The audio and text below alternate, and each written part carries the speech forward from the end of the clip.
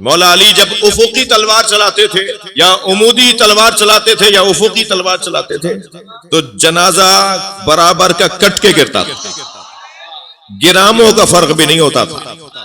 جس کی ضربت میں عدالت ہو اس کی حکومت میں کیسی عدالت؟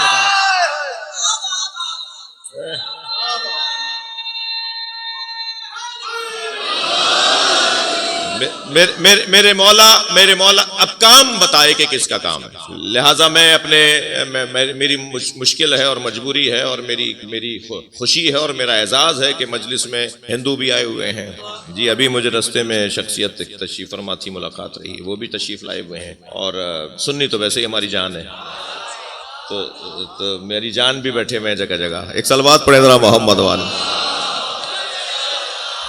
جی۔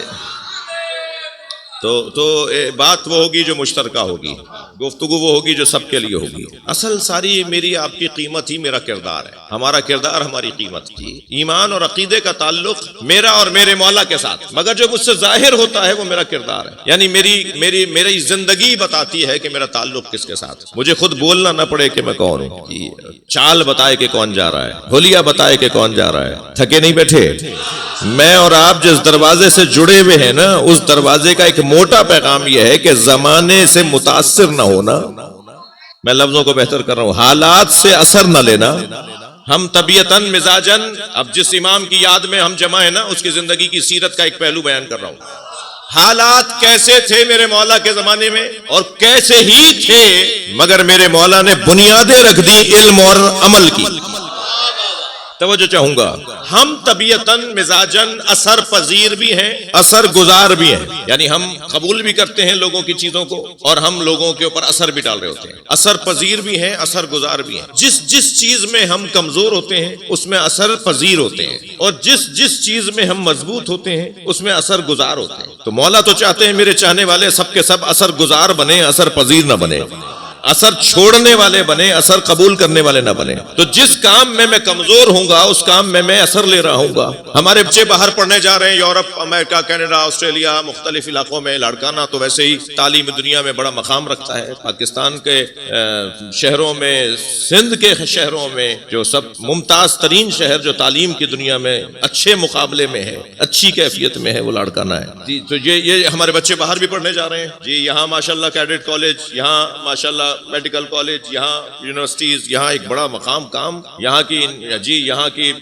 لائبریری کے اندر تو کرسی نہیں ملتی پڑھنے، اگر وہ لیٹ ہو جائے تو، کوئی اگر طالب علم دیر سے پہنچے تو اس کو بیٹھنے کو جگہ نہیں ملتی، اتنا مجمع لگا ہوا ہوتا ہے پڑھنے والوں کا۔ تو لاڑکانہ کی خوبیاں۔ اچھا، ہمارے بچے باہر پڑھنے جا رہے ہیں تو یہ باہر سے پڑھ کر آتے ہیں نا تو اتلے ہو کر ذرا بولتے ہیں، بھائی کیا ہو گیا؟ تو میں کہہ رہا ہوں وہ انگلش بولتا ہوں نا، تو بھائی جو یہاں تم سندھی بول رہے تھے وہاں جا کے تم نے اتنی جلدی اثر لے لیا، اور پھر چال وال بتا رہی ہوتی ہے، حلیہ ان کا، میں یہ نہیں، میں وہ، تو وہ اثر پذیری اس کے اندر نظر آ رہی ہوتی ہے۔ تو کیا کریں بھائی؟ علی والا، حسین والا اثر پذیر نہیں بنے گا، اثر گزار بنے گا، اور خاص طور پر جعفر صادق والا وہ اثر پذیر نہیں بنے گا، اثر گزار بنے گا۔ اب اسے علامہ اقبال نے 2 مصروں میں بیان کیا کہ میں کیسے کسی سے اثر لوں بھائی؟ کیا میں کوئی کمزور تھا؟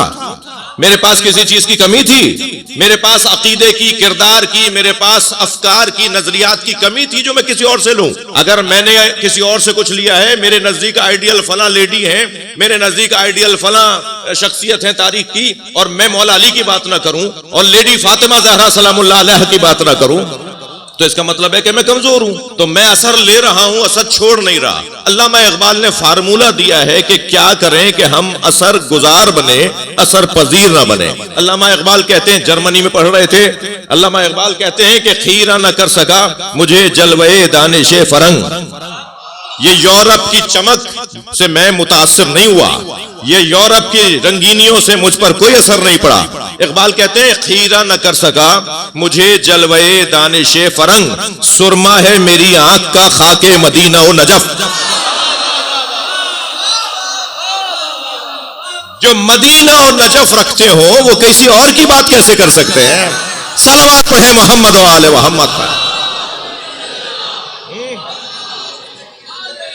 تو پہلے تو مجھے اپنے آپ کو یہ مضبوط بنانا ہے کہ میرے پاس سب سے زیادہ مال ہے، میرے پاس سب سے زیادہ دولت ہے، میں سب سے زیادہ امیر ہوں۔ میرا مقدمہ مکمل نہیں ہوا ابھی، میں یعنی ہم سب سے زیادہ پیسے والے ہیں. پیسہ کسے کہتے ہیں بھائی؟ وہ جسے 10 نفس پرستوں نے ہاتھ لگایا ہو.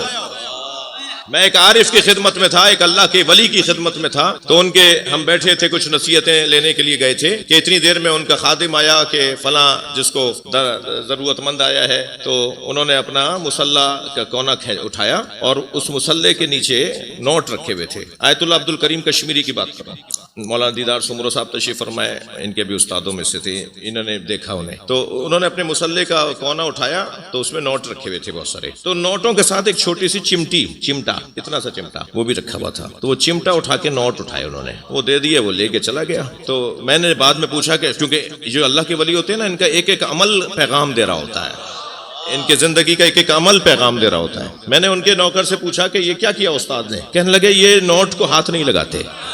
کہتے ہیں نہ جانے کس کس نفس پرست نے اسے ہاتھ لگایا ہے. یہ لوگ تو ہم سے زیادہ پیسے والا کوئی نہیں ہے، ہم سے زیادہ غنی کوئی نہیں ہے، ہم سے زیادہ مضبوط کوئی نہیں ہے، ہم سے زیادہ صاحب ثروت کوئی نہیں ہے. تھکے نہیں ہے تو جملہ کہہ رہا ہوں، ہم سے زیادہ مالدار کوئی نہیں ہے، اس لیے کہ ہمارے ذہن و دماغ پر علی کی حکومت ہے. کچھ کیا کوئی